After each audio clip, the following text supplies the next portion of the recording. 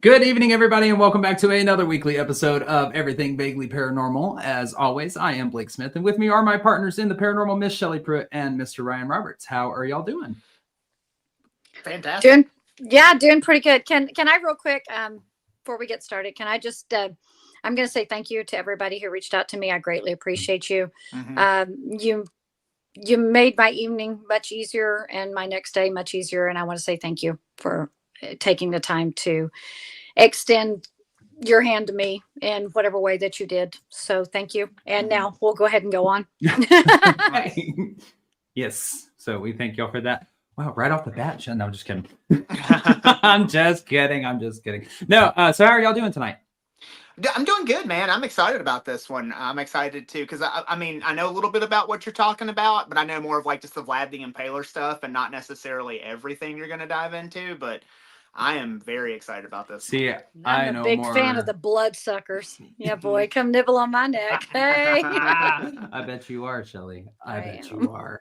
I'm like, yeah, all I really know about it is, True Blood, what True Blood's taught me. I mean, that's big. Sookie. Yeah, see, Shelley resembles Sookie just a little bit. I'm pretty sure, yeah, she likes to have guys nibble on her neck. I'm not sure how you would know that, but I might have seen a video of some sort. I don't think you did. I'm not dumb enough to leave proof. I'm just making shit up. Y'all go watch the pre-broadcast to see who's willing to go to a swingers club. Anyways, on that note, not who you think. Yes, tonight we are talking about the big old baddies of vampires. Vampires, which I'm pretty sure for every single person conjures some different kind of image in their brain. For me, it is True Blood, like just straight. That was like my life when that was out. Like I was like, I'm sorry, I can't do anything. Mine is Bela Lugosi. That's all. That's the essential Count Dracula's Bela Lugosi. Just the right. And mine is Unknown Henson. So okay, all right. I'm sure Unknown Henson. He is a he's a vampire country western singer thing. It's a whole you are so goddamn weird. You freaking would, dude. Probably sitting there eating liver mush and drinking Cheetos, whatever Cheetos. It is. What do you want me to eat Cheetos? I don't know. Oh God. On that note, we're gonna dive into this topic because I was absolutely fascinated by some of the stuff that I found out. I will say a little bit of a disclaimer before we get going. This may not be what you think it's going to be. No, we're probably not going to delve far into True Blood or Twilight or Interview with the Vampire, any of those. This is going to be more about where the hell did this figure in folklore and the cryptid area come from? Because I mean, that's kind of where he falls in my mind, folklore and cryptid. It's like a little bit of a deal. So I dug a little bit deep. I tried to find the roots to this creature. So that's basically, we're going to be talking about the evolution of it tonight. Like, how did we get to these vampires that we know of today, and discussing the overall general view, hoping to kick open the door to more vampiric lore and legend down the road where we can go into the more specifics. So, well, what do you do if the dead refuse to stay buried? What if the silence of the grave was broken and something clawed its way back to the living? In the quiet towns of 18th century New England, families believed that something was doing just that. When disease ravaged their homes, they turned to the unthinkable, digging up graves, burning hearts, and trying to stop what they thought was feeding on them from beyond the grave. They called it vampirism. But these fears didn't start in New England. Long before, in the shadowy villages of Eastern Europe, there were whispers of corpses that refused to decay, of the dead rising to prey on the living. These weren't the elegant, pale predators of modern stories. They were bloated, grotesque and filled with blood. And they weren't just stories either. They were warnings. The vampire has always lived in our fears, evolving with every retelling. Sometimes it is a rotting figure rising from the grave. Other times it's a charming predator hiding in plain sight. But no matter the form, one question lingers. What happens when death isn't the end? Now, vampires as we know them today find their origins deeply rooted in the folklore of Eastern Europe, particularly in regions like Serbia, Romania, and Hungary.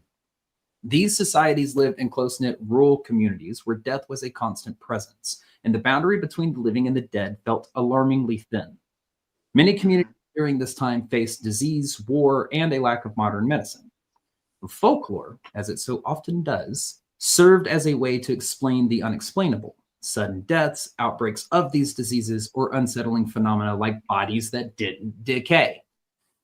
Well, many vampire myths, I'm kind of I got stuck on that during this research. So it's like, I'm going to be looking at, so I'm going to be talking quite a bit about bodies that don't decay. It's interesting to me. But anyways, well, many vampire myths were born out of attempts to explain these rare medical phenomena and diseases.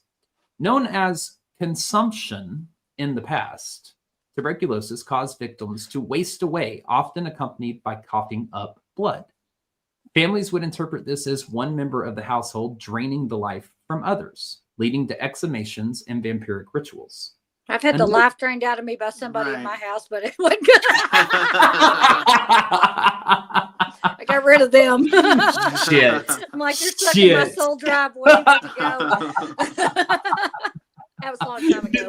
I've had enough. Had enough of this shit. Well, another disease, rabies, which might explain certain aspects of vampire folklore, such as the association with biting, nocturnal behavior, and the aversion to sunlight. Infected individuals often became aggressive, which could be seen as vampiric behavior. And finally, a rare blood disorder known as porphyria can cause sensitivity to sunlight and a discoloration of the skin, which may have contributed to the vampire lore as well. Now, at the time, improper burial rites were also a key trigger for vampire legends. It was believed that those denied proper rituals, such as criminals, suicides, or the unbaptized, were more likely to return as vampires. And to prevent this, communities sometimes employed specific protective measures, such as burying a body with garlic, staking it to the ground, or placing heavy stones over the grave. But or face down. Or face down. That was another one, but those were pretty much like the top three with the garlic, the staking it to the ground. Can y'all imagine staking it? Like, yeah. But what the fuck? I've always wondered, what the hell is garlic gonna do exactly? I mean, do we I actually touch on garlic here in a little bit? Okay. Like, because I mean, we've all heard that, like garlic repel. Yeah, it has to do with it's vampire kryptonite. Yeah, pretty much. If you got garlic, I'm coming over. I'm not fucking. You're not gonna stop my ass. I love me some damn garlic. Well, if you were a vampire, that's damn. I couldn't eat Italian anymore. Shit. No, you couldn't. Nah. You'd be screwed. It ain't worth it. Fuck it. That's where I need to go date. I'm sure not to get a vampire. That's why I now identify as Italian. I'm Italian now. Won't run across any vampires in an Italian restaurant. There you go, ladies. You're safe from vampires in an Italian restaurant. Right there. Continue on with your fabulous story, Blake. But once vampirism had been suspected, the family would go through the process of exhuming their loved one's body to rid the family of their undead predator, and in some cases would find that the body had resisted decay. Not known at the time, this rare mystery wouldn't have a definition nor explanation until much later. The phenomena of bodies that resist decay has fascinated and mystified humanity for centuries. Whether attributed to divine intervention, environmental conditions, or supernatural causes, these cases have left a mark on religious traditions, scientific inquiries, and even vampiric folklore. One common cause is the adipocere formation. Haha, got it right. The adipocere formation, or what is known as grave wax, which occurs when fatty tissue in a corpse undergo chemical transformation in a moist, I put that in a word on purpose, a moist, oxygen-poor environment. This waxy substance prevents further decay, preserving the body for an extended period, creating a lifelike texture. Another preservation process is mummification, which is that occurs naturally, actually, or obviously. So, and that is an extreme dryness, cold, or specific chemical conditions. Lack of moisture inhibits bacterial growth, halting decomposition. Now, examples of that include the mummified monks of the Capuchin catacombs in Italy and the ancient Indian mummies found in high altitude regions. And I believe it's Cowboy Sam that is still on display. That is a mummified cowboy that is in a. Was that in Oklahoma? I believe it's in a museum in Oklahoma. I believe you're correct on that. But he was actually covered in the desert and something about the silica okay, yeah. content in the sand. And I think I it's know who you're Cowboy talking Sam, about now. I think. Is that right? I know who you're talking about. I think you are right on that, but I can't, until you said the desert, don't- like it didn't click in my brain. Yeah, something about the silica in the sand and the lack of moisture, like perfectly combined with the oils and of the decay process, and basically just made him a human mummy. It was totally disgusting, but I'm fascinated. I'll go see him someday. And if that's not his right name, then I apologize. I'm got a cowboy on the brain. What? Ignore me and continue I on. have no clue. Ignore me. My brain is not working on all cylinders. Just continue on, please. Okay. Well, another process that preserves bodies are environmental factors, such as the acidic, low oxygen conditions of peat bogs. Bog bodies, like the famous Tolan Man, remain intact for centuries due to the unique burial environments. Now, if you don't know who the Tolan Man is, go look him up. I'm going to be honest. I was spending a lot of time on research of this. I did not get time to get pictures, so I don't have pictures for y'all. But the Tolan Man, Tullond man, fascinating. He was found in one of the bogs. And I mean, he is so, I mean, you can see everything. Like you can talk about like the wrinkles across his lips and stuff like that. I mean, he's very, very, very lifelike. So that one was fascinating. And finally, misunderstandings of post-mortem changes further contribute to the mystery. Decomposition gases can cause bloating, making the corpse look alive, while fluids purging from the mouth or nose might be seen as evidence of blood consumption. Additionally, the retraction of skin can make hair and nails appear to grow. Now, in more modern times, some cases of undecayed bodies obviously are the result of deliberate embalming, as seen as the preservation of such political figures like Vladimir Lenin, whose appearances have been meticulously maintained through advanced preservation techniques. We're not talking about those. We're just talking about naturally occurring. Well, in the absence of scientific explanations at the time in early Europe, these traits were interpreted as signs of continued vitality after death. Now, in religious contexts, bodies resisting decay is known as incorruptible or incorruptibility. I don't know if y'all have ever heard of this term. Look into it. It's effing fascinating. But the phenomenon of incorruptibility, where the bodies are often venerated as holy relics, stands in stark contrast to the vampiric undead. Where saints' bodies are celebrated as symbols of divine favor, vampires represent spiritual corruption and eternal exile from the sacred.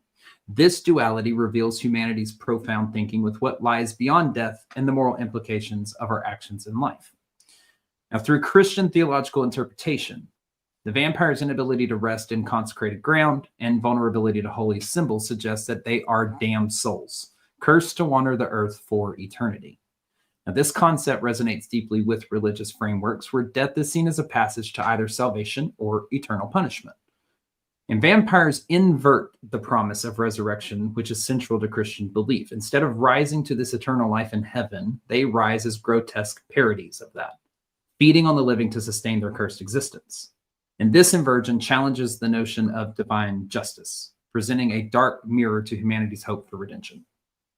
But beyond the religious connotations, vampires invite a more philosophical view about the nature of existence, morality, and the fear of death. They force us to confront uncomfortable questions.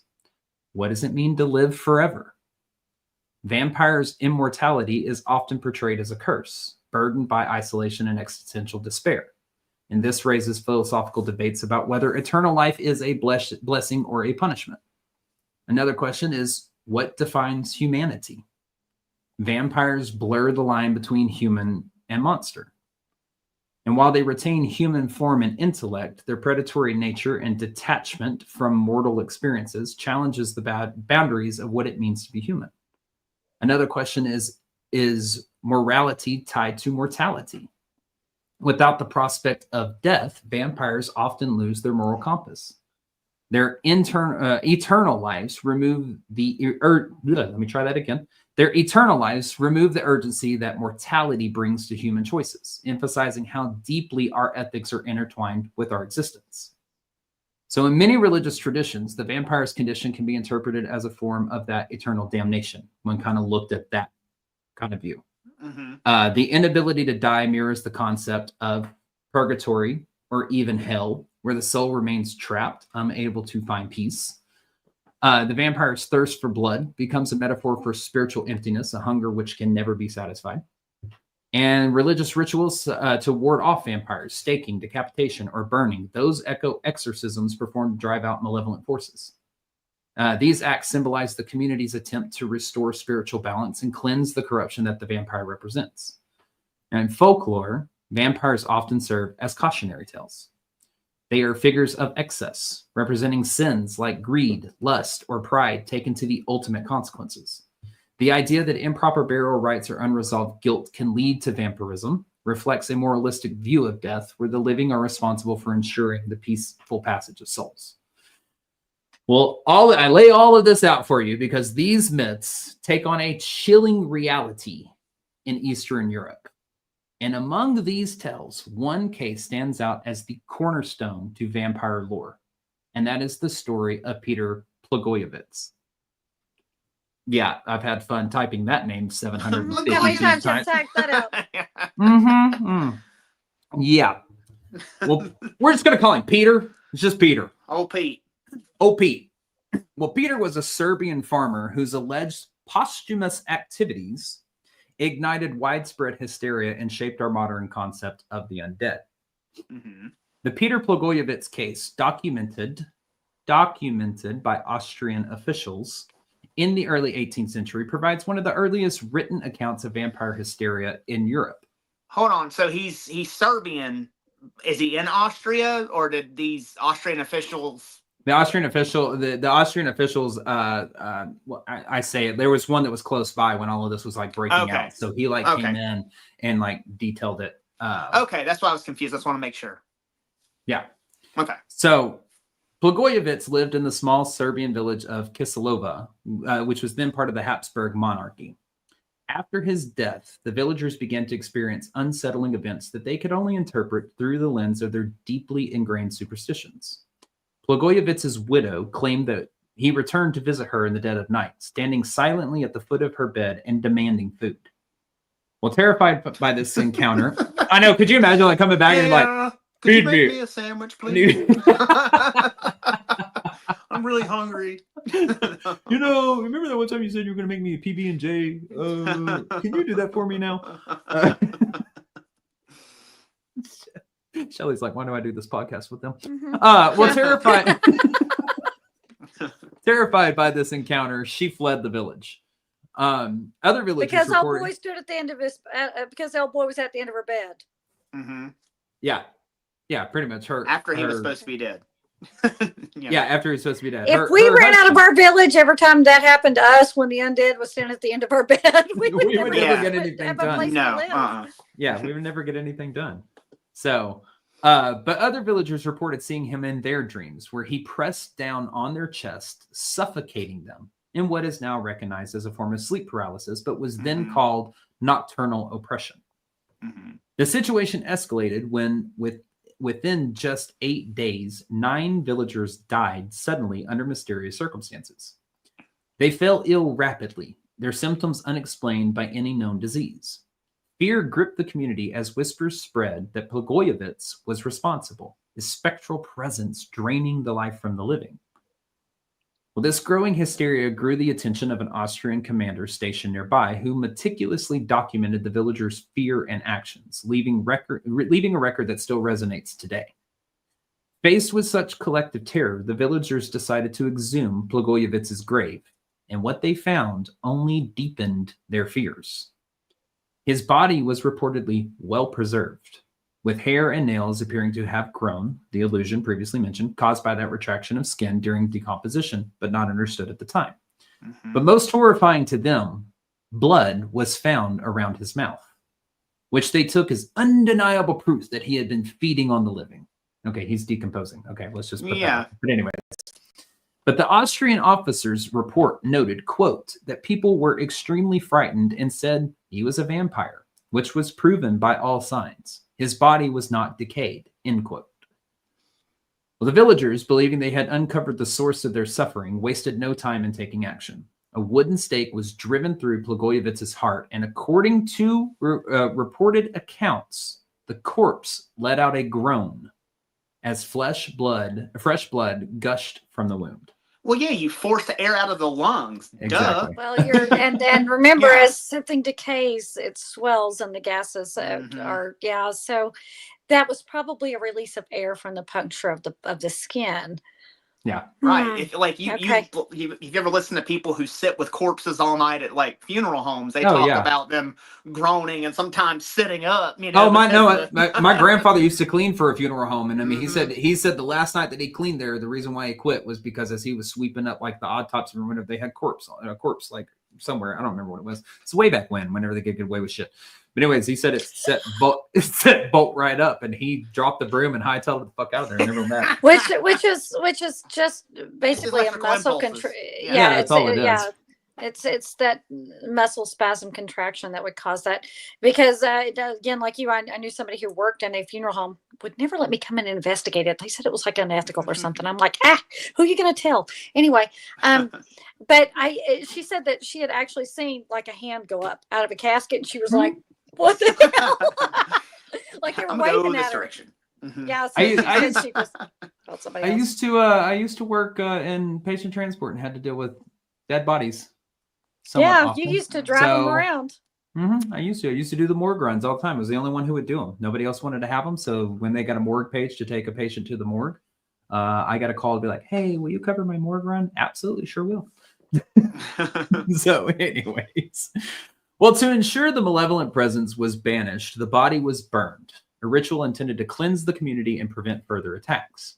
Now, this case was pivotal, not only for its detailed documentation, but also for its broader implications. It revealed how superstition filled the void left by the absence of scientific understanding, particularly in the face of unexplained tragedies. Does it say if the mystery disease stopped after he was burned and they dug up his corpse? No, and there wasn't anything about that. It just basically talks about the 8 villagers within 9 days that died. But I don't think that they thought to go that far. You know what I mean? You got to think they're so ravaged by these superstitions that they have at the time that I don't think that, hey, we did that, it's done and taken care of. We should probably report if somebody else gets sick or dies. Right. No. But even if someone else did, they probably would have blamed it on the vampire got to them before they, enacted the cure, which would have been to stake the heart. Yeah. Digging up what's his face, and he might have tuberculosis or something else. So yeah. Yeah. Well, and also, I mean, how long, like, I don't know, if somebody else did die, I mean, they could just basically, like, in my opinion, it'd be like a medical explanation where you're around a body that's decomposing that died from a something that you don't have a medicine for. You know what I mean? How long can that live inside a decomposing body where you get sick if you're exposed? Anyways, yeah. Right. You go a whole route with all of that kind of stuff. But no, as far as I know, I don't believe that there was any more like detail into what they thought of if somebody else had passed or something like that after it was done. So, because I mean, basically, like the story just kind of ends at that point. But the fear of death's lingering influence of the dead returning to haunt and harm the living was a powerful force in a time when mortality was ever present. The story of Peter Plogojowitz did not remain confined to Eastern Europe. Its vivid details and shocking conclusions traveled westward, feeding a fascination with vampires that would permeate Western European literature and culture for centuries to come. By the time the Plogojowitz case reached broader audiences, it had solidified the archetype of the vampire as a predatory figure, feeding on the vitality of the living. That's basically the cornerstone of this whole thing. But this chilling tale, rooted in the mystery of undecayed bodies and misunderstood natural processes. As I just said, jumped my own story there. Wow, I haven't done that before. Which became the cornerstone of vampire folklore. But in its wake, the legends of the undead gained momentum, intertwining with the human viewing with death, decay, and the unknown. But that wasn't the only one. Another well-documented case of vampire hysteria is the story of Arnold Paole, or sometimes spelled Arnaud Paole. For our story, I'm probably butchering both ways, so we're just going to call him Arnold. Okay. Just saying, we're going to call him Arnold. Well, Arnold was a soldier who lived in the village of Medveda. I probably mispronounced that too. Please forgive me. I'm American and Texan. Which was no shot is what you're saying. Exactly. Exactly. Okay. Yeah, I can pronounce Nacogdoches, but not Medveda. Okay. Medveda. Which was also part of the Habsburg monarchy. Now, according to local accounts, Arnold had once claimed to have been attacked by a vampire while stationed in Turkish-occupied Serbia. He believed that he had been, quote, cursed by the vampire, and to protect himself, he consumed earth from the creature's grave and smeared its blood on his body. Now, this was a common folklore method of breaking the vampiric curse. Despite his precautions, however, Arnold reportedly remained haunted by the experience. After returning to his village and leading a seemingly ordinary life, Arnold died under mysterious circumstances, possibly from a fall or an illness. We don't know. But his death initially appeared unremarkable. But shortly afterward, villagers began to report strange occurrences. Much like in the Plogojowitz case, locals claim that Arnold returned from the grave to haunt them. Some say they saw him wandering the village at night, while others reported nocturnal oppression and mysterious deaths. Within weeks, several villagers had succumbed to sudden illnesses, and panic began to spread. What the hell are you laughing at? Ignore me. Continue on. Okay, nocturnal oppression. Is that what you're laughing? Yeah. Yeah. You're thinking nocturnal. You're thinking nocturnal Every emission. time. I know what you. I know what you are. Every time. Tell you, my brain's not working on all cylinders. Just ignore me. I'll be right here. Thank you. Well, panic began to spread, and convinced that Arnold was the source of their woes, the villagers decided to exhume his body.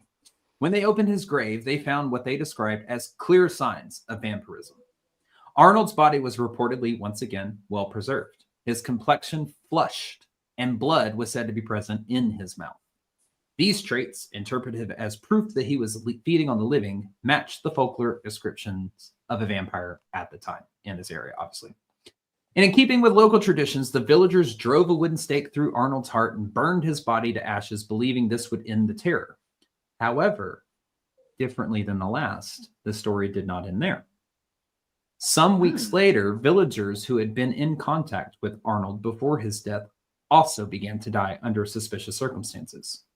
So several other graves were opened, and the corpses within were described as similarly, quote, undecayed and flushed in appearance. These bodies were also staked and burned to prevent further harm.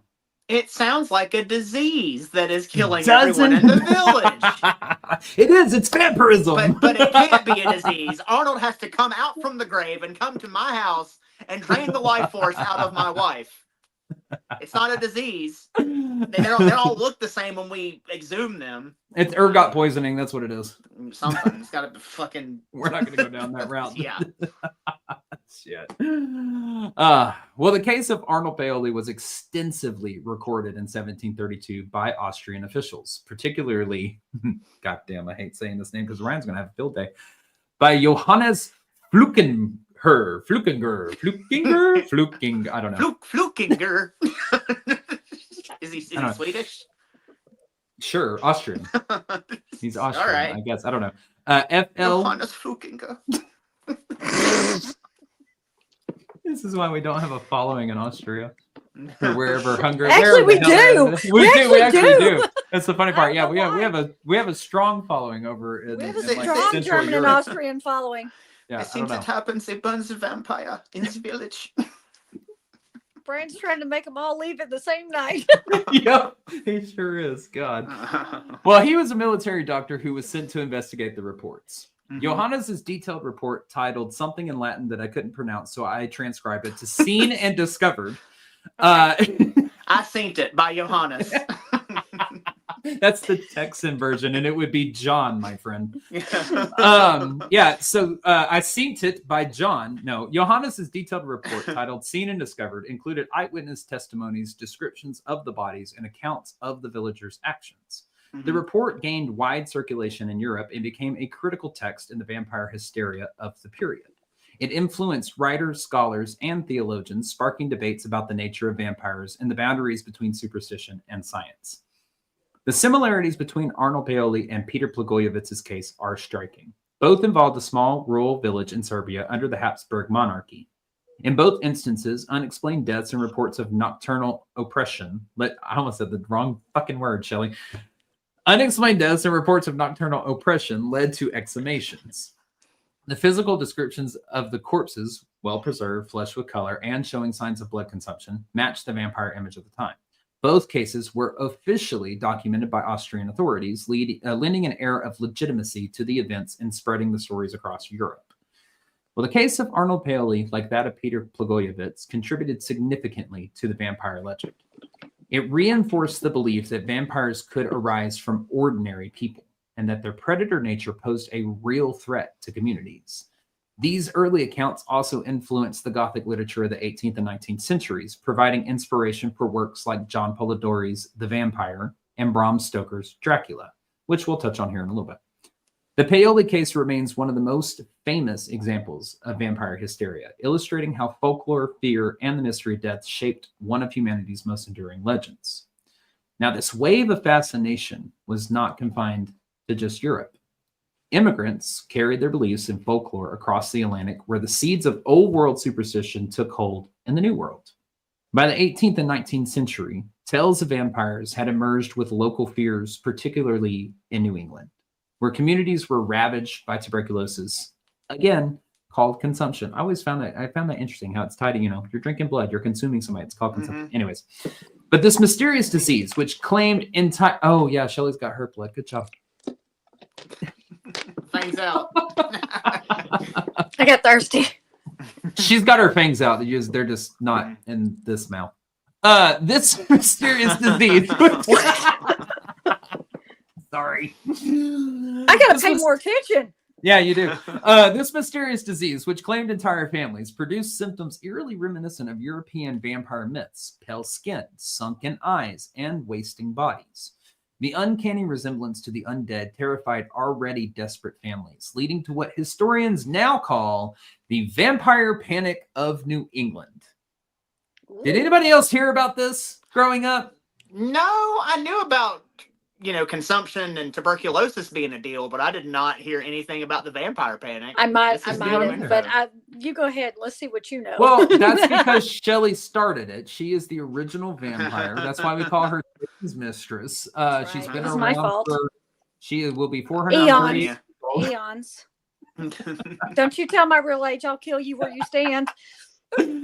Well, in New England, the devastation wrought by tuberculosis left communities searching for explanations. Lacking scientific understanding still, they turned to folklore yet again for their answers.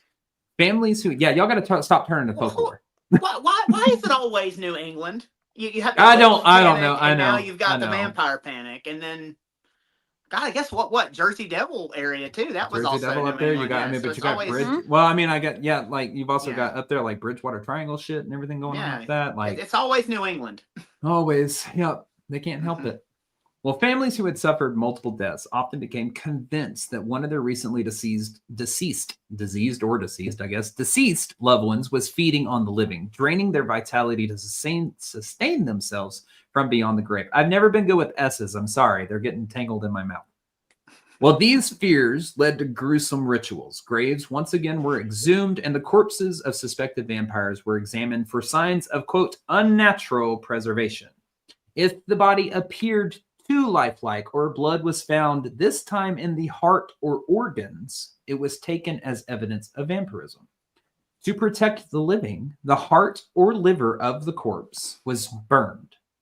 And in some cases, the ashes were mixed into a potion and consumed as a supposed cure. Oh, sweet Jesus. Like you're drinking tuberculosis patient ashes. I don't know. I mean, I don't know exactly. I would assume the fire would kill it, but I don't know. I would assume that the fire would kill it, but still, that is fucking disgusting. Yeah. That actually became... I don't know what the next story is that you're going to tell, so I'm not going to jump too far, but that actually happened relatively recently as well, where there was a vampire scare, and they actually dug the person up, staked them, took part of their heart, burned it, and then it was eaten, or it was ingested in the form of a tea or a soup. Gross. No, okay. thank you. I'm not hungry. No. Well, one of the most infamous cases from this period is that of Mercy Brown, a young girl from Exeter, Rhode Island, whose family fell victim to tuberculosis in the late 19th century. So that's about the time period that we're in right now. After the deaths of Mercy's mother and sister, her brother Edwin also became gravely ill. When Mercy herself succumbed to this disease in 1892, villagers began to suspect that she was feeding on her own family from the grave. In a scene reminiscent of old world vampire rituals, her body was exhumed and found to be remarkably preserved, a phenomenon easily explained by the very cold New England winter that year, which delayed decomposition, but yet again was misinterpreted as evidence of vampirism. Well, the villagers removed her heart, burned it, and mixed the ashes into a concoction for Edwin to drink, hoping to save his life. Well, tragically, the ritual was ineffective, and Edwin died shortly after. The Mercy Brown case became a macabre symbol of the lengths people would go to combat the unknown. It underscores how deeply rooted fears of death, disease, and the undead had migrated across the Atlantic, adapting new environments and circumstances. While the vampire panic of New England lacks the ritualized exhumations and official documentation of its European counterparts, it reveals how legends of the undead persisted, shaped by cultural anxieties and the devastating impact of the disease. And these panics, both in Europe and the United States, demonstrate a shared human response to the mysteries of death and decay, the desperate need to explain the unexplainable and regain control in the face of overwhelming fear. The Mercy story, like that of Peter Plogojowitz and Arnold Paole, transcends its origins, contributing to the growing body of vampire lore that continues to captivate audiences today. The rituals of New England echoed the European traditions of staking and burning, yet they carried a very uniquely American twist. Yeah, you drank your sister's heart ashes or whatever it was. Yeah. Yeah, melding the supernatural with puritanical fears of sin, morality, and divine punishment. That seems like that ought to be a sin, don't you think? Isn't You there a would commandment that says you shouldn't eat your right. neighbor? And I don't think that made the top 10, Shelley. No, it's not a top 10. It's got to be in there somewhere, though, isn't it? Like, don't eat your friends, right? Yeah. I mean, that's got to be Don't eat in your there neighbors. somewhere. Yeah. Yeah, that's the Oh, 11th shit. commandment. Don't eat your neighbors. Don't eat your neighbors. Yeah, Unless Yeah, you're we're both gonna go with that. consenting, right? Yeah, I guess so. I don't recall. Well, I mean, even then, it's a little gray. That's a gray area. It's a little questionable. You don't Yeah. go, you don't eat those. Great. No, yeah, that might be against. Anyway, what year did you say? This is the late 19th century. Okay, so we're talking about so this late is 1800s. far removed from. Are you? We're about like 150 pure- years later from Okay. the Peter Plogojowitz and the Arnold Paole case, like all of that kind of stuff. So you're in the late 1800s at this point. Okay. Did you look into see if you had any kind of vampire stories from Africa or India or China? Do they have the vampire cult? Oh, I'm sorry, I don't mean to jump your story. All right. Good. I'll get there. Well, this fusion of old world and new world beliefs ultimately cemented the vampire as a global figure of fear. In these communities gripped by fear of the undead, the role of the vampire hunter became a blend of protector, spiritual guide, and enforcer of folkloric rituals. While the term vampire hunter conjures images of fictional figures like Van Helsing, historical records reveal that such individuals often emerged organically within royal societies, tasked with confronting their community's deemed supernatural threats. Unlike the romanticized portrayals in literature, historical vampire hunters were often local villagers, farmers, blacksmiths, or healers who were familiar with the rituals and superstitions of their culture. These figures wielded a blend of practical tools and sacred symbols, blending earthly and spiritual methods to combat the undead. Now, occasionally, priests and other religious figures would assume the role, particularly in cases where the suspected vampire posed a direct threat to the community's spiritual well-being.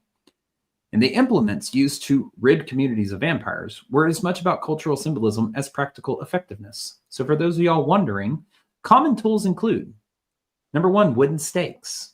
They were typically made from aspen, hawthorn, or other woods associated with purity and protection in local traditions.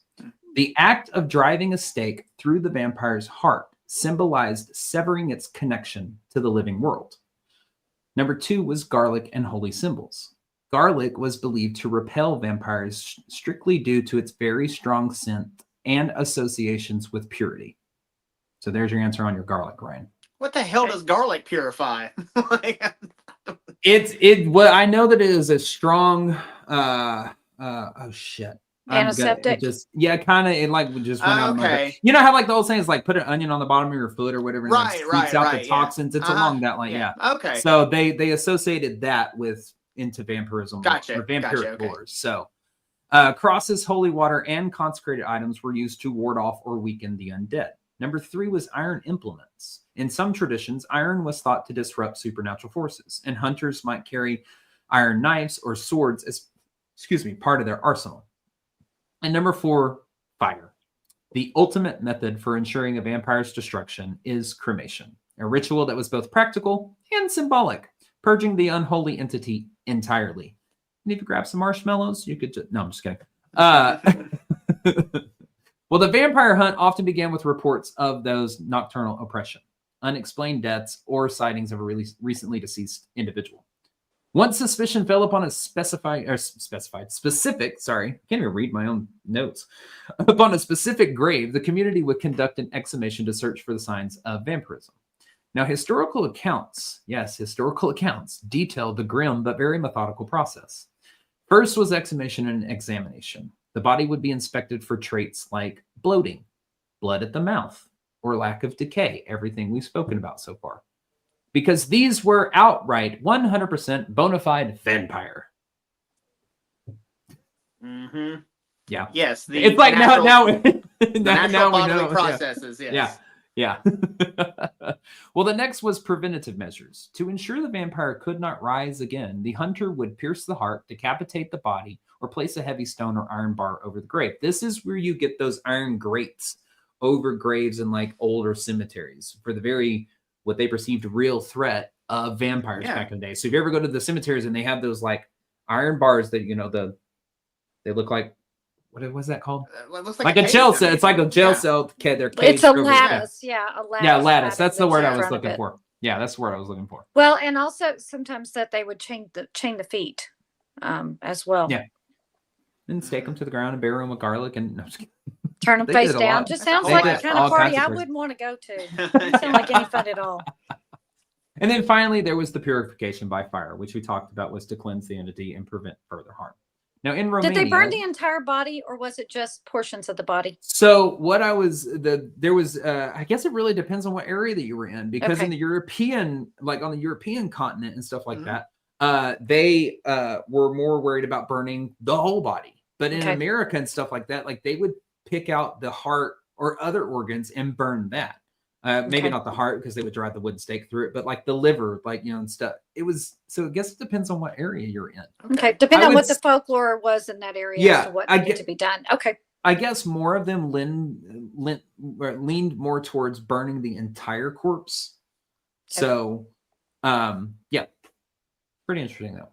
Well, in Romania, tales of strigoi hunters describe individuals who specialized in locating, neutralizing these restless spirits. These hunters were said to have an almost supernatural ability to detect vampiric activity, often relying on dreams, divination, or omens to guide their efforts. Now, while their actions may seem macabre by modern standards, vampire hunters embody the community's desperate need for control over the unknown. In a world where disease, death, and decay were poorly understood, these individuals represented a bridge between fear and action. Their stories laid the groundwork for the heroic vampire hunters of literature and media, transforming grim reality into enduring legend. Now, as these fears spread through oral traditions and across cultures, they began to take on new shapes. What began as oral superstitions about the undead slowly evolved into more complex narratives, particularly in the world of literature. Now, this evolution is exemplified in John Polidori's 1819 novella, The Vampire, which marked a turning point, introducing Lord Ruthven, a charismatic aristocrat inspired by Lord Byron. Unlike the grotesque figures of Eastern European folklore, Ruthven seduced and betrayed his victims with elegance, establishing the archetype of the seductive vampire. Written during the famed summer of 1816 at the Via Diodati, this work reflected the tensions of its time, blending Gothic allure with psychological terror, Shelley's favorite. To the terror part, absolutely. Yeah, to the psychological terror. Yeah, that's where I was. Yeah, that's what I mean. That's where I'm going with it. Perfect. Polidori's novella elevated the vampire to a Gothic icon, laying the foundation for literary explorations of power, corruption, and forbidden desire. While building on top of that foundation, Bram Stoker's Dracula deepened the vampire myth by addressing the societal anxieties of the Victorian era. Count Dracula embodies fears of foreign invasion, shifting gender norms, and the destabilization of traditional beliefs. His attacks blended violence with seduction, symbolizing unrestrained desires and the collapse of societal order. Stoker used an epistolary format, letters, newspapers, clippings, etc., to heighten suspense, while Gothic settings amplified the sense of dread. So Dracula redefined the vampire as both a monster and a mirror of human fears, solidifying its place as a symbol of that psychological and societal complexity. Well, Stoker's nuanced portrayal of the vampire as both a supernatural threat and a reflection of human fears sparked a broader fascination with the figure, extending beyond fiction into folklore and academia. Montague Summers' 1928 work, The Vampire, His Kith and Kin, shifted the focus from fiction to folklore, exploring the vampire as a cultural and spiritual phenomenon. Bridging Gothic literature and global traditions, Summers treated the vampire as a malevolent reality, tracing its roots across culture. I'm going to tell you now, I have this book. This is what inspired me to do this episode. He goes so freaking far deep into, like, he believes vampires are real. He looks at it from that angle. Like, these are real entities that we've got to take care of, and this is how you fight them. And it is... Why can't they be real? Fascinating. Sure. It's fascinating. Well, his analysis of rituals, spiritual corruption, and Christian theology enriched the vampire legend, presenting it both as a moral and supernatural threat. And Summers connected the European vampire to global myths such as China's Jiangxi and India's Vatala, emphasizing its pervasiveness. While building on centuries of folklore and global traditions, the vampire's evolution from Summers' malevolent spiritual predator to Rice's introspective anti-hero reflects a profound shift in the cultural narrative. Where Summers framed the vampire as a symbol of spiritual corruption and universal fear, and Rice redefined the creature as a vessel for exploring human struggles with identity, morality, and connection. And we all know this movie, and it's not my favorite. I'll just leave it at that.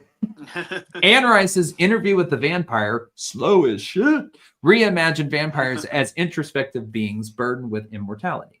Her characters grapple with morality, alienation, and sexuality, transcending human constructs to explore themes of identity and connection. So now we're seeing this, like, I have feelings type vampire. Right. You know, that's what I call it. I have feelings. Like more of a sympathetic figure. Yes. It's kind of a yeah. Those vampires got woke. Is that what it's called? Getting woke? Are they woke vampires? No, you didn't. I don't know. Are they what? I don't know. They aren't just shit. sucking blood. Just again, my head's not. They aren't sucking what? No. I didn't say anything. I mean, they might be. I don't know. They might be. They're not just blood sucking. You know, No, they're not. Into Not anymore. Now they're all sensitive and shit. Okay. Why did it just get really hot in here? No, I don't know. Well, by Just portraying ignore me. vampires, Should I mute myself? No, you're fine. Well, by portraying vampires as tragic figures rather than outright villains, Bryce deepened the vampire myth, transforming it into a vehicle for existential reflection. Relationships in her work challenged conventional norms, blending emotional and spiritual intimacy in ways that resonated with audiences. And Anne Rice's introspective and morally complex, let's face it, they are, vampires, paved the way for a softer, more romantic portrayal in popular culture. Ryan knows where we're going. Yes, I do. Ugh.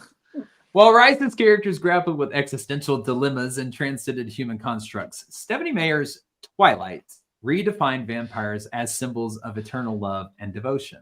Vampires don't fucking sparkle, okay? Sorry. Let's continue. Shifting the focus from internal struggles with morality to the external allure of forbidden romance, Meyer transformed the vampire into a figure of idealized self-sacrifice, capturing the hearts of a younger generation and broadening the genre's appeal. So, I mean, yes, she brought it to a more younger generation. I will give her that. Bella, what? Come with me, okay? Jesus Christ. I was team werewolf. I don't know. Team nobody. I was God, team no. fucking True I've Blood. never seen it. I don't know. Yeah, no. I don't watch movies. I'll be honest, I've never seen any of the Twilight movies. I never read any of the Me books. either. I had no desire to. That's No. just not my forte. That's not. I my was thing. too grown by then. Nah. Like I grew up on Blade. Okay, like But dude, Blade was the vampire. Exactly. Slaughter them, cut their heads off, make them Yes. explode, blood everywhere. Like, yeah, those are my Like to vampires. 90s rave music. Yeah, Yeah. exactly. Yeah. Well, across cultures, the fear of the dead refusing to stay buried has taken many forms, reflecting humanity's shared dread of what happens when death defies its boundaries. From the hopping Jiangxi of China to the predatory Asambasam of West Africa, these myths reveal how cultural beliefs shape our deepest fears, while their underlying themes echo the universal anxieties that gave rise to the European vampire. In China, the Jiangxi is a reanimated corpse that moves in stiff, jerky hops, feeding on the life force of the living rather than blood. Its legend stems from the importance of proper burials and ancestor worship in Chinese culture. Without these rituals, it was believed a restless spirit might rise and wreak havoc on the living. The Jiangxi embodies the dread of what might occur if the deceased are not properly laid to rest, mirroring the European vampire's connection to desecrated graves and improper burial rites. Were you going to say something? So it's Shang Tsung. Like he's just taking the souls of everybody. Got it. Sure, we'll roll with that. Yeah, there you go. Well, both creatures serve as a warning of the chaos unleashed when the natural order of life and death is disrupted. Now, in India, the Vatala is a spirit that inhabits unburied corpses, animating them to prey on travelers.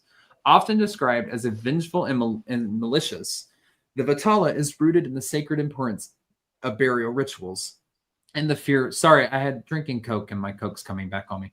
And the fear of disturbing hallowed ground. Mm-hmm. Sorry, I was burping.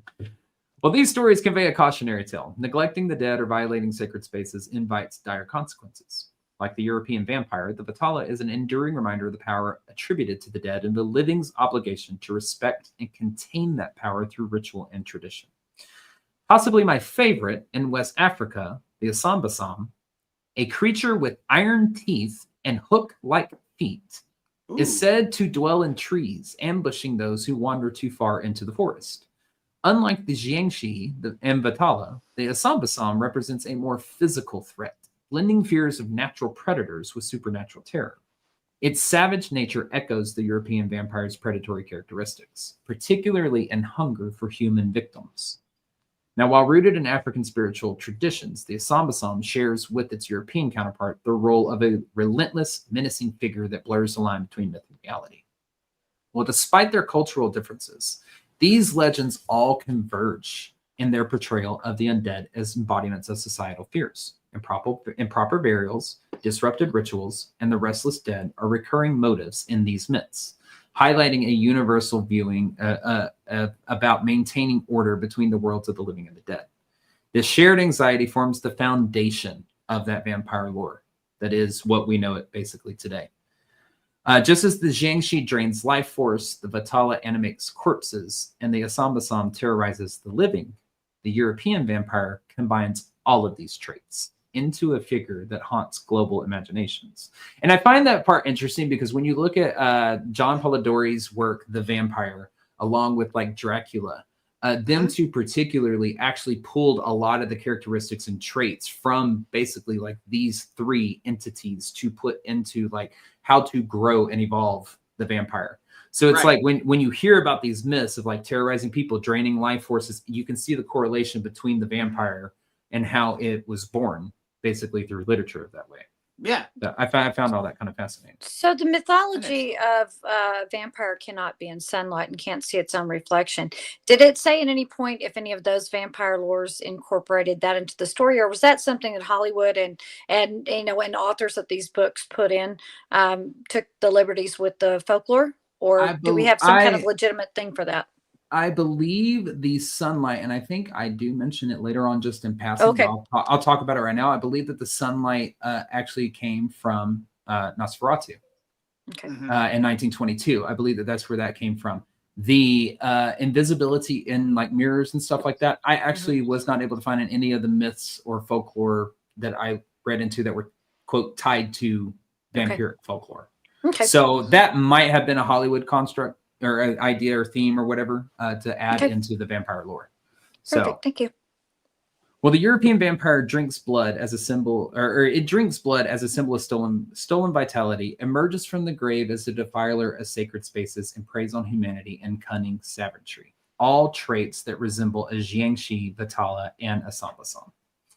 These myths didn't just inspire fear. They shaped the vampire into a complex figure of folklore, embodying the consequences of defying death's boundaries.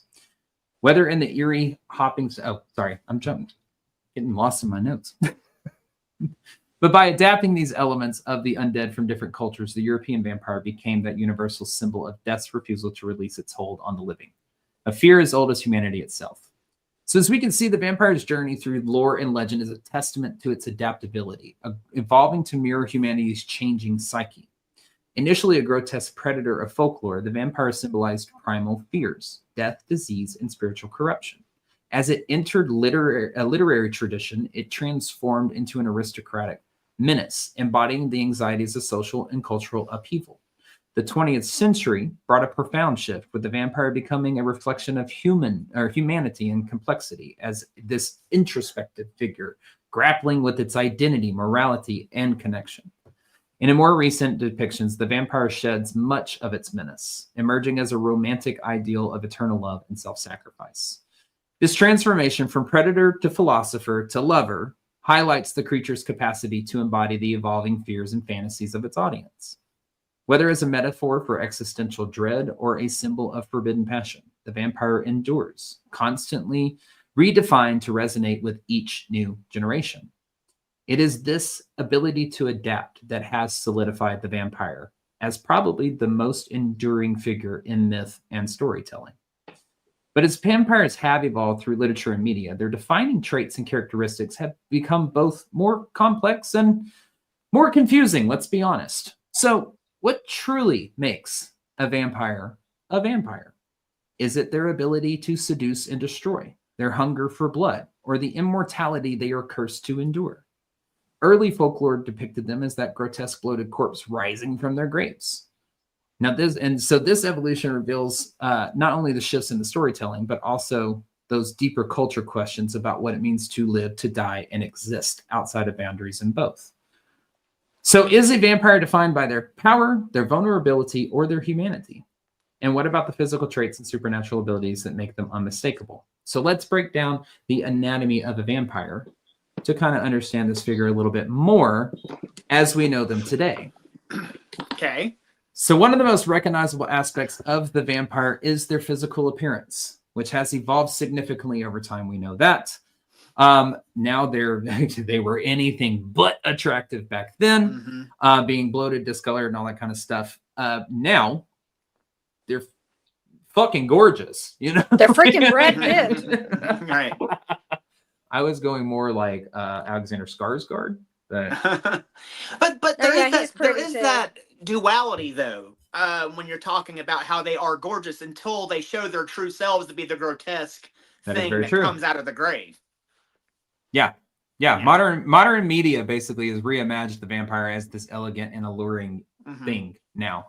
Their pale, almost translucent skin symbolizes their separation from the living and their rejection of sunlight. Now, this pallor gives them an otherworldly beauty, signaling their undead status. Sharp, elongated canines, a hallmark of the modern vampire, are another trait that evolved through fiction. While early folklore rarely mentioned fangs, works like Dracula and later adaptations made them a very defining feature. And not to mention, lastly, the hypnotic eyes, which is another common trait. Underscores their ability to manipulate and dominate. That's what I'm saying. If everybody would look on the right-hand side of your screen, that is why Shelley is a vampire. Very pale skin. Oh, I got that on pat, dude. Yeah, that's because I have right no melanin. I'm like, y'all ain't even seen what the This is a lot of like shadow and stuff. I could be a flashlight if I was like in a dark room. I could just lift up my shorts and like it'd be I might be able to light it. Why would you go with lifting up your shorts? Why not your shirt? Because my juicy thunder thighs are a lot shinier and white than my stomach. Had no idea where you went straight to somewhere else. I sure did. But yes, so they would glamour you with their eyes. They yes. would. Okay. Yeah. Well, vampires are not glamour. Glamour. Yeah. Well, vampires are not merely defined by their looks, but by their powers. which have made them symbols of both fear and fascination. Their immortality is perhaps their most defining trait, granting them agelessness, but at the cost of eternal isolation and moral ambiguity. My thing is I'd want to be turned like right now. Like right now. Don't be turning me when I'm like 67 or 75 or 82. I'm technically 141. Don't look a day up. You look great for your age. Thank you. But for 20, it's questionable. Really? She knows where you live, dude. She does. Sure do. Well, this duality. And I know how to get in. I know the code. It's true, you do. This duality, eternal life, as both a gift and a curse, underscores much of vampire fiction. Shape-shifting is another ability tied to vampires, popularized by Dracula, where the Count transforms into bats and wolves. An amazing way to get out of a situation you don't want to be in anymore, and I'm so mad I can't do it. I'm telling you, in a conversation, I just want to burst into 1,000 bats. But this also connects them to predatory animals, reinforcing their role as hunters. Hypnotism and mind control are common powers as well, symbolizing their seductive nature and ability to make victims complicit in their own downfall. Enhanced strength and speed are physical manifestations of their predatory prowess, reflecting fears of being overpowered by forces beyond human control. But for all their power, vampires are defined by their vulnerabilities too. What, Ryan? So the human proxy that a vampire has, is that more so, does that just come from Dracula? Because, he has Renfield and Dracula that does his bidding. Or is that from something else that you found? Actually, wasn't it like kind of yeah, like they're because a lot of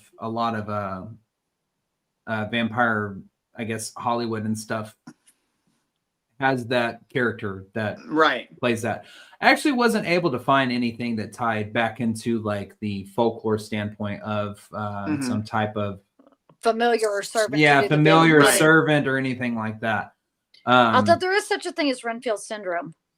Really is. It's a real thing in psychology. Go look it up. It's for another show. Go ahead. I didn't realize that. It is. Well, for all their power, vampires are defined by their vulnerabilities, which ground them in the supernatural and provide humanity with a means of defense. Sunlight, one of the most universal weaknesses, symbolizes purity and life, two things a vampire can no longer endure, which is why they repel from it. Though this trait became popular, there you go, Shelley, through the 1922 film Nosferatu, it was not always featured in earlier folklore, or was not a feature in earlier folklore, sorry. Garlic, stakes, running water, and religious symbols are also common weaknesses, each representing purity, natural order, or spiritual sanctity in opposition to the vampire's unholy existence. So damn, you can't eat Italian and you can't take a damn shower?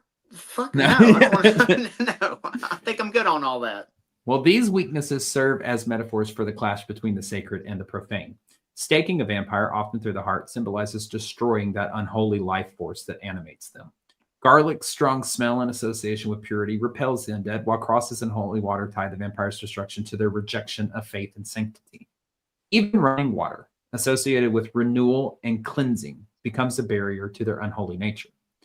And these vulnerabilities remind us that vampires are more than just creatures of legend. They are symbols of deeper struggles. Each weakness, whether it's garlic, running water, or holy symbols, speaks to humanity's ongoing battle between purity and corruption, the sacred and the profane. But what makes vampires so enduring is their ability to evolve. Their symbolic power adapts to reflect humanity's fears and desires across cultures and eras. As we continue with modern storytelling, we see how vampires shift to mirror the anxieties of their time. Take Salem's Lot by Stephen King. The vampire in the story isn't just a predator. It symbolizes societal decay.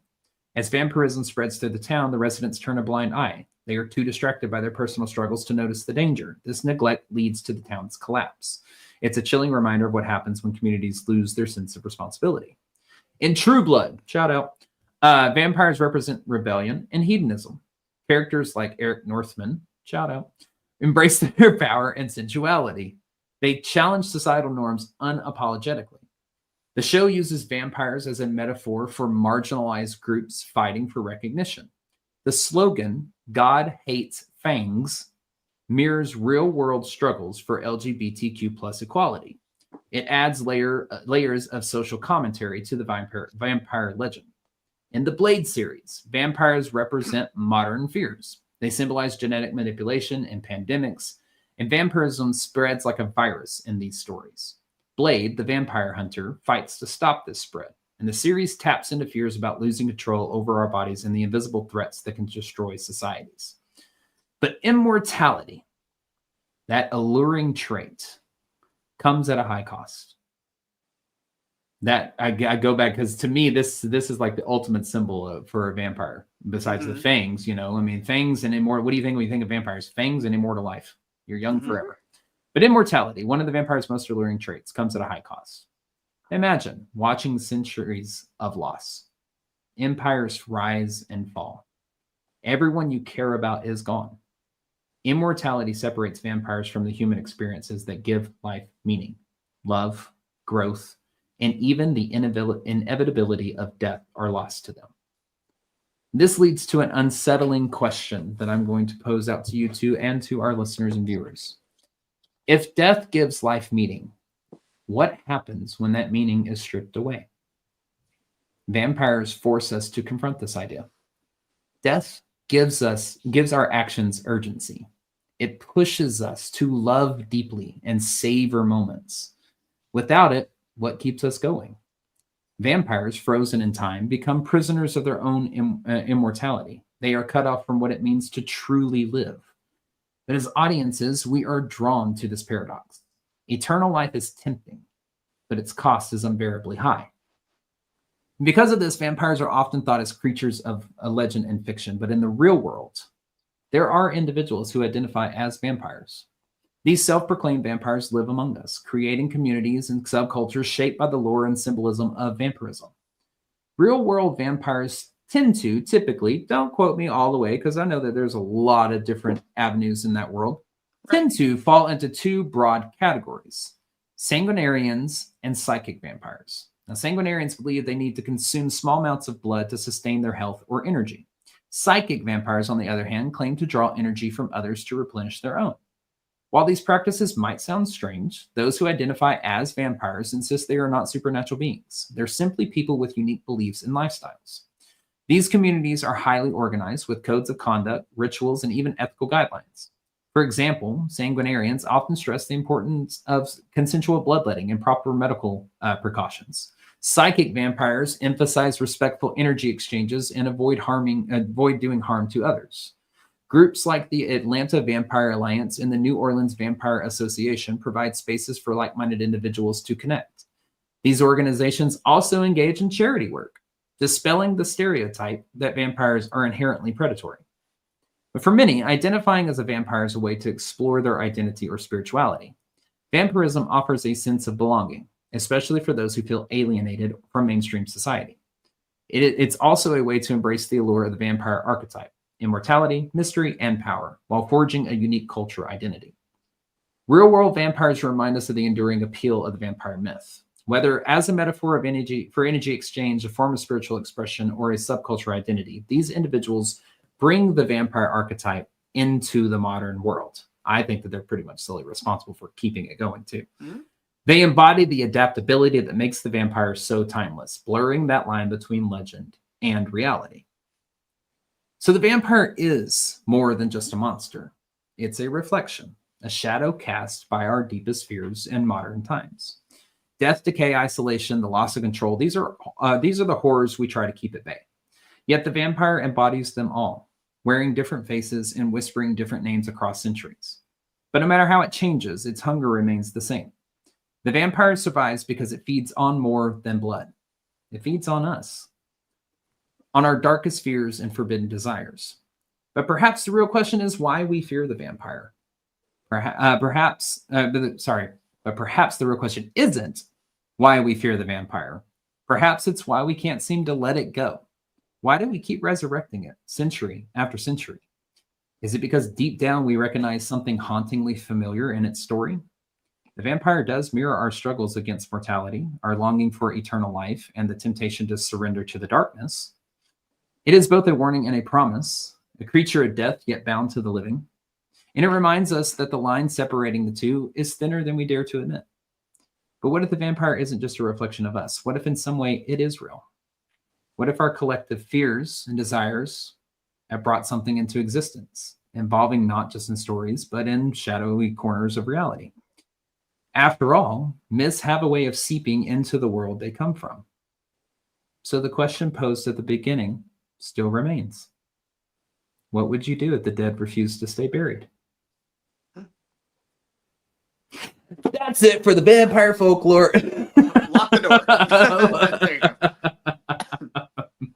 So we didn't really address they have to be invited into your home. Was that a Hollywood thing as well, or is basically everything that I covered? If I didn't cover it tonight, I didn't find it based in the early folklore traditions that evolved throughout time. So that is probably something as well that came through in with like Hollywood or through some other literary work or authors or along that lines. Right. Basically everything I covered, what I tried to do is really stick true to what was the beginning traits and characteristics of the vampire, whether that's in folklore or the disease that was happening or anything like that. And how did that evolve? So the things like being invited in, sunlight, the invisibility in a mirror, those are more Hollywood-esque style or literary things that have been added throughout time. Excuse me. Okay. I do find it interesting that just like when you covered the devil a while back, that the myth of the vampire and what it means in society does change with the generations as it moves forward. I do find that pretty cool. Yeah. I mean, there was, I'm not gonna lie. Like, I mean, we know a lot about vampires, but I think what we know about vampires is through Hollywood itself and these pieces of literature that we've probably all been forced to read. I mean, hell, I've got Dracula sitting right back here on my bookshelf right behind me. I love it, but to find this European or Eastern European culture with the folklore and stuff like that, where it's talking about the disease and what they actually did, and that this was like a real world, real life fear, everyday fear that we're being hunted by a vampire. I found all of that fascinating. The story of Peter Plogojowitz, Arnold, Paole, and Mercy Brown, fascinating. Especially when they were like, they burned the heart and put it in concoction. I was like, yeah, that's like you said before. That sounds unsanitary. It just doesn't sound like doesn't sound like that's a good idea. But that's me, and I have issues. So what do I know? And you didn't really touch on Vlad the Impaler that much, which is alleged to be the original Dracula, right? He is original alleged model for the character. Yeah. Because what I want to do with the whole Dracula portion is that, yes, so Dracula is supposed to be modeled after Vlad the Impaler. Now, that was in my original notes. I kind of touched on and walked down a little bit of Vlad the Impaler himself. Right. I ended up taking that out overall because I wanted to basically stick to Bram Stoker and how he specifically worked in his piece of literature to evolve the vampire itself as an entity. Okay. Not necessarily the character of Dracula. And Vlad kind of names his own show. He does. Yeah. But see, and that's why I kind of wanted to open the door on this whole vampire folklore, because there are things that we can discuss. Dracula, Vlad the Impaler, Nosferatu. We discussed Elizabeth Bathory already. Elizabeth Bathory, she was also touched on quite a bit in the vampire folklore. Those are some of, like, she is one, and Vlad the Impaler as well, are ones that helped the authors who wrote things like the vampire, John Polidori and Bram Stoker, who wrote the vampire and Dracula, to evolve the narrative. It's basically, they were at the time taking, I kind of got a little out of order, and I do apologize, but let me kind of refresh you here at the end. They were taking from these different stories from around the world of the Jiangshi, the Vatala, the Assam, stories of like Elizabeth Bathory, Vlad the Impaler. They were pulling from so many different sources, plus what was going on with these accounts in Eastern European, with disease and the vampire being an ever-present entity, and molding it all kind of together. And that's really when we saw the actual, I guess you want to say, entity, quote unquote, be born, the image of a vampire. Right. really that's be the born. author's creative license Oh, that they yeah, take whenever yeah. they're creating characters, and Mhm. I guess in order to have an air of authenticity, they would have to take certain things that rang true with this culture, certain things that rang true, and in kind of mashing them all together, they come up with a Yeah. cohesive character that is identifiable to a mass Right. appeal audience. So that's smart. Oh, Now, yeah. I would think. did the myth of the vampire ever take root in the American South? Did you ever see anything about that? Because it seems to be more in these colder climates where the myth of the vampire is taking hold. It does a lot of the, because a lot had to do with the God, there was so much. That's why I harped on it kind of so much throughout the episode. They had a lot to do with the undecayed aspect of the body. The cold, when they would the exist. cold ground So the burials. cold, Yeah. the cold ground burials. So in the harsh winters and things of like that, and plus the soil conditions and things in these certain areas, preserving the bodies to make them appear more lifelike, Right. even as time had passed with decomposition, it just wasn't taking place. And so I did find a lot more of the stories to be more northeastern, more northern-esque area of those, latitude lines. Yeah. But I never really found it cemented in Southern. Now we know, obviously, you have works like Interview with the Vampire, right? New Orleans, True Blood. That's all like New Mhm. Orleans, Louisiana, stuff like that. So I think that's kind of where we're getting the idea of this, I don't know, French vampire or French like Cajun. Louisiana vampire. has every folklore. Right. That Oh, there yeah, is. If absolutely. you want to, Yeah, everybody came. Yeah. yes, and they have such an incredible culture, a folklore culture, where you want to know something about it, see if Louisiana's got one. They probably have ones you haven't even heard of, and you can find some new and unusual cryptids and beings and entities. Anything Louisiana folklore, go look it up. They had a vampire. It's alleged that they have a vampire locked in the Ursine. Is it the Ursine Academy? Ursine Convent. Ursine Convent down there. Yeah, I remember That allegedly, like, he came over on a ship or something like that, and he was locked in like a steel crate or anything or, along that lines to keep him iron crate. And they brought him to the convent and locked him up on the 3rd floor, shuttered all the windows, locked the upstairs door, and nobody's been inside ever since. Since like the 1800s, right? Since like I think it's the late 1700s, actually. Oh, okay. Somewhere in there, but he's been up there ever since. I asked the tour guide whenever he was telling me about it if I could go knock on the door, just walk up there and knock on the door. He's like, they're not going to let you in. I was like, well, I mean, aren't they nuns? I could just outrun them, right? He was like, dude, they have security. I was like, I'll run fast. Just let me get up the stairs. He was like, dude, you can't outrun those nuns. They fly.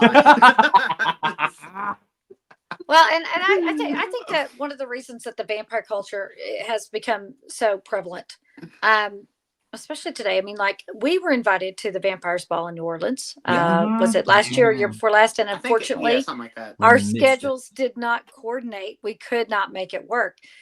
We were invited to this year's one, and it didn't happen. But we're happy to take an invitation for next year, so we can put it on our calendar right now. Yeah. I think one of the reasons that it has stayed so prevalent is because it is not only is it about immortality, it's about basically having a freedom that others don't have. There is a certain hedonistic side, which is enjoy your impulses are all right, they're accepted. And I think that is freeing in today's sometimes very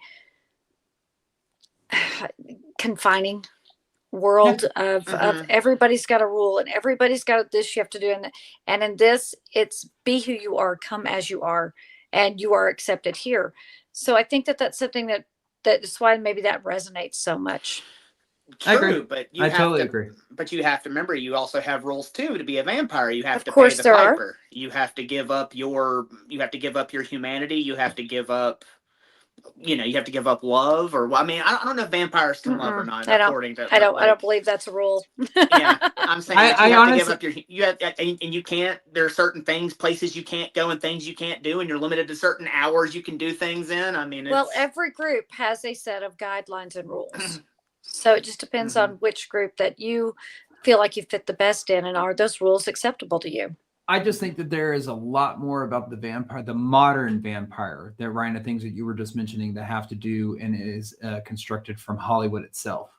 I do agree with, obviously, like you're confined to a certain time of day, if sunlight is, but sunlight was in Nosferatu. So how do we know? How do we know? That's a Hollywood construct. So, I mean, are they really that sensitive to sunlight? We don't know.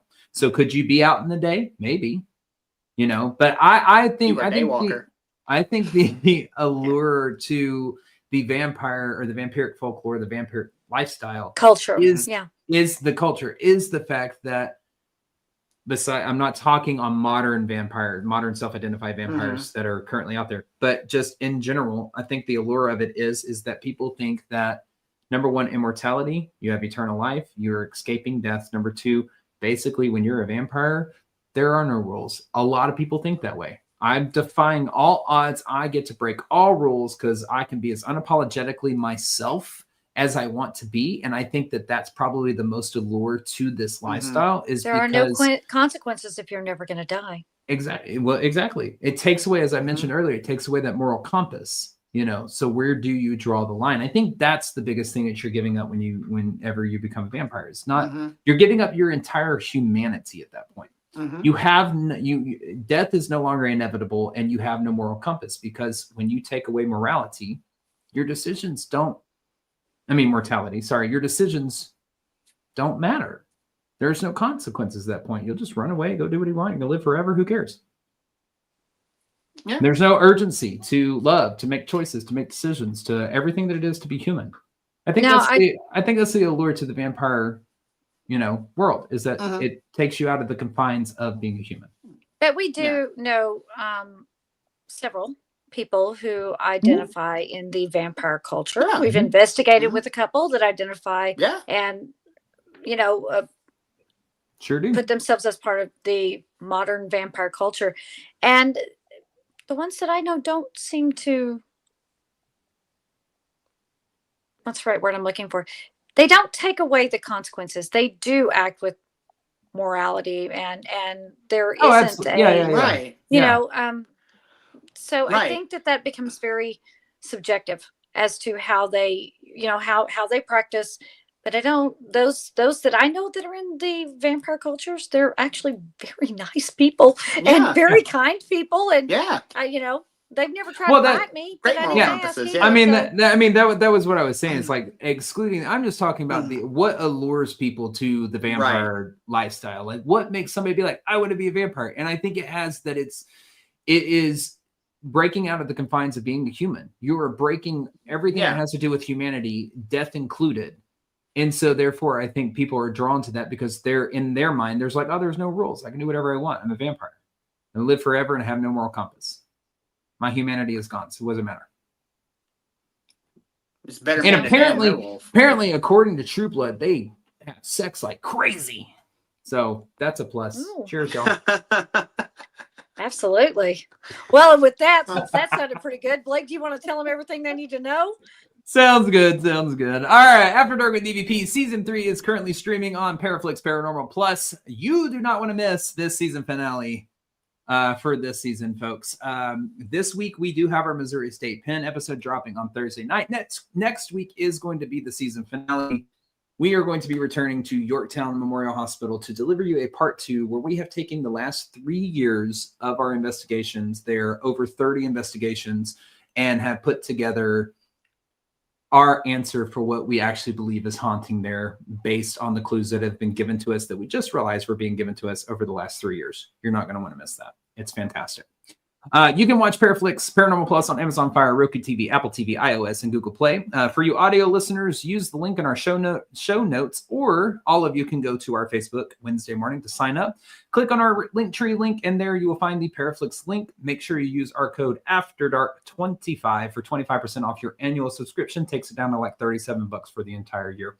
Also included in that link tree is our Patreon page. Our Patreon is the fastest and easiest way to directly support the show. For just $5 a month, you'll unlock over 400 Patreon exclusive videos, which is content you will not see anywhere else. Your support goes directly to the show and helps us keep bringing you these ghostly adventures week after week. I'm going to read it like this because I've been tongue-tied all night. That's all right. And best of all, this price will never change. With your subscription, you get access to our pre and post broadcast shows, which is the 30 minutes before and the 30 minutes after this live episode, where we say very naughty things like we did tonight and should not disclose certain things that we did on a recording. But we did. We didn't. I ain't afraid. I ain't got no shame. But anyways, we also goof off, share a more Apparently. personal side to our investigations, which is including never before seen investigation footage. Things like spirit dice sessions, additional paranormal clips, dirty Estes methods from places like Squirrel Cage Jail, Hill House Manor, and McIntyre Villa. And also, don't forget, we do offer a 7-day free trial, so you can check it out all before committing. So join us on Patreon and become part of the EVP family over there. It's fun. We have cookies. But make sure to follow us on all those social channels as well. That's within our link tree. Just click the icons at the top or go search Everything Vaguely Paranormal on whatever platform and look for that green sound wave. And to you audio listeners, remember you can catch us live on video, see our pretty faces every Tuesday at 8 p.m. on Facebook and YouTube. But again, we want to thank you all for your support. Every like, comment, share, and download helps us to keep these adventures going as well. So make sure you tell your families about us while you're gathered around the Thanksgiving table saying grace this week. Perfect time. And remember, if you have a story, comment, question, or you'd like to have us on your show, send it to the evppod@gmail.com. That is THEEVPPOD@gmail.com. Like, share, and subscribe to that YouTube page. Absolutely. Well, y'all, we want to thank y'all for joining us for another weekly episode for Everything Vaguely Paranormal. As always, for myself, I am Blake Smith. My partners in the paranormal, Miss Shelley Pruitt, Mr. Ryan Roberts. As always, we'll see you next Tuesday. Bye, y'all. Bye-bye. Happy birthday, Mom.